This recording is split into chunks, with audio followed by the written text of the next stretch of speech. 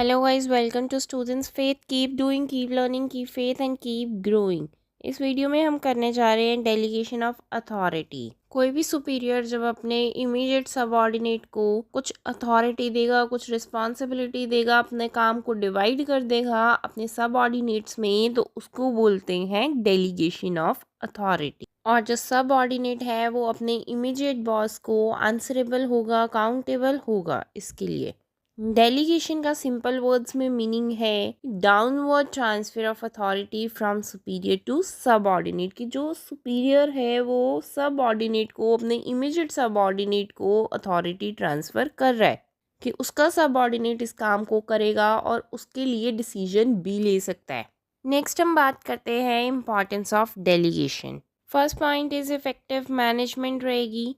जो मैनेजर है वो रूटीन वर्क अपने सबऑर्डिनेट्स को डेलीगेट करके खुद फोकस कर सकता है इम्पॉर्टेंट मैटर्स पे। कि मैनेजर का मेन काम क्या है कि काम जो है वो इफ़ेक्टिवली और एफिशिएंसी से होना चाहिए। वो अथॉरिटी और रिस्पॉन्सिबिलिटी को डेलीगेट कर सकता है अपने काम को प्रॉपरली करवाने के लिए। नेक्स्ट पॉइंट हम बात करते हैं एम्प्लॉयज़ डेवलपमेंट। अगर तो एम्प्लॉयज़ को अलग अलग रिस्पॉन्सिबिलिटीज़ मिल रही है, वो डिसीजन ले रही है अलग अलग चीज़ों के, तो उनकी भी कुछ ना कुछ डेवलपमेंट होती है, उनकी स्किल्स जो हैं वो डेवलप होती है। अब एम्प्लॉयज़ जो हैं वो भी कॉम्प्लेक्स टास्क को परफॉर्म कर सकते हैं। नेक्स्ट पॉइंट हम बात करते हैं मोटिवेशन ऑफ एम्प्लॉयज़। जब एम्प्लॉयज़ को नए नए टास्क दिए जाते हैं, उसको अथॉरिटी दी जाती है, तो उसके अंदर भी एक फीलिंग आती है कि मैनेजर मेरे पे ट्रस्ट करता है, जिसकी वजह से मोटिवेशन इम्प्रूव करती है, इंक्रीज़ करती है एम्प्लॉयज़ में। चाहे ये नॉन फाइनेंशियल इंसेंटिव्स हैं, लेकिन इससे भी एम्प्लॉयज़ जो हैं वो मोटिवेट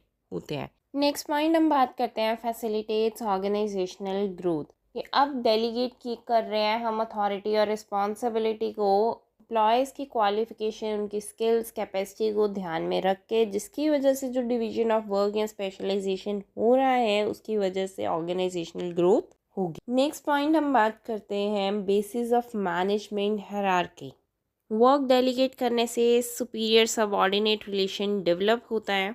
सुपीरियर अपने सबऑर्डिनेट को काम दे रहा है और सबऑर्डिनेट ने आंसर करना है अपने सुपीरियर को। नेक्स्ट हम बात कर रहे हैं बेटर कोऑर्डिनेशन। अब अथॉरिटी रिस्पॉन्सिबिलिटी सिस्टमेटिकली है, डिवीजन ऑफ वर्क है, जिसकी वजह से अब डुप्लीकेशन ऑफ वर्क नहीं हो रहा। सबको पता है कि किस काम के लिए किसके पास जाना है, तो कोऑर्डिनेशन ऑटोमेटिकली बेटर हो जाएगा।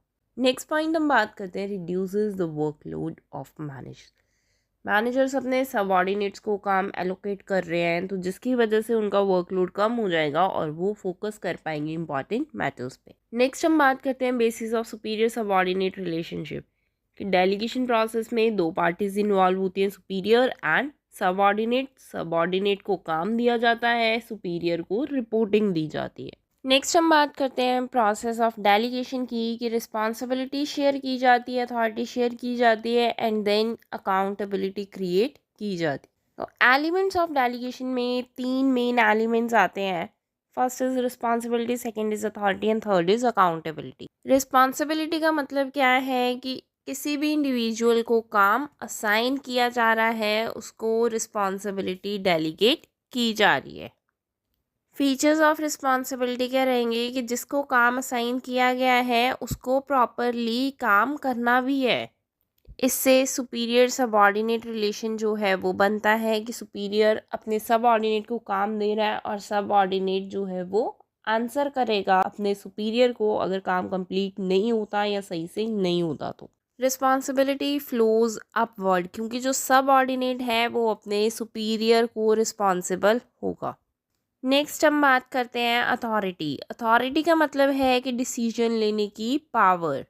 जब कोई भी मैनेजर रिस्पॉन्सिबिलिटी पास करता है अपने सबऑर्डिनेट को, उस टाइम पे वो कुछ अथॉरिटी भी पास कर रहा होता है अपने सबऑर्डिनेट को। अगर मैनेजर अथॉरिटी शेयर कर रहा है अपने सबऑर्डिनेट को, तो उसके ध्यान में क्या रहेगा कि जो अथॉरिटी वो दे रहा है वो उसकी रिस्पॉन्सिबिलिटी को मैच करनी चाहिए।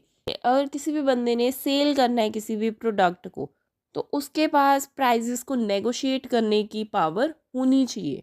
वो प्राइजेस को नेगोशिएट कर सकता है, लेकिन अगर कुछ ज़्यादा कम बोल रहा है कस्टमर तो उसके लिए सबऑर्डिनेट को अपने सुपीरियर से ही डिस्कस करना पड़ेगा। दैट मीन्स अथॉरिटी कभी भी पास नहीं की जाती सबऑर्डिनेट्स को, उतनी अथॉरिटी दी जाती है सबऑर्डिनेट्स को जितनी उनके काम को करने के लिए सफिशिएंट रहे, और उससे ज़्यादा की अगर ज़रूरत है तो वो उसको अपने मैनेजर के पास जाना पड़ेगा। फीचर्स ऑफ अथॉरिटी की अगर हम बात करते हैं, फर्स्ट पॉइंट इज कि फॉर्मल ऑर्गेनाइजेशन में अथॉरिटी अराइज होती है किसी भी बंदे की पोजीशन से, कि एक मैनेजर को पता होगा कि वो किस किस बंदे से काम करवा सकता है। अगर किसी भी डिसीजन को लिया जाता है तो रूल्स रेगुलेशन लॉ को फॉलो करके लिया जाता है, स्कैलरशिप को फॉलो किया जाता है। अथॉरिटी फ्लोज डाउनवर्ड, कि एक सुपीरियर जो है वो अपने सबऑर्डिनेट को कुछ पावर दे रहा है, और जो अथॉरिटी है वो मैच करनी चाहिए रिस्पॉन्सिबिलिटी से। That means equal to responsibility होनी चाहिए। नेक्स्ट पॉइंट हम बात करते हैं अकाउंटेबिलिटी। अकाउंटेबिलिटी का मतलब क्या है? आंसरेबिलिटी। अगर बॉस अपने सबऑर्डिनेट को कुछ अथॉरिटी दे रहा है, कुछ रिस्पॉन्सिबिलिटी दे रहा है उसके काम को करने की, अगर वो काम अच्छे से नहीं होता या कंप्लीट नहीं होता तो उसके लिए वो सबऑर्डिनेट अपने सुपीरियर को आंसरेबल रहेगा। Now come to the features of accountability, कि अकाउंटेबिलिटी कभी भी पास नहीं की जाती है और ये हमेशा अपवर्ड को फ्लो करती है। दैट मीन्स सबऑर्डिनेट आंसरेबल होगा अपने सुपीरियर को। Thanks for watching.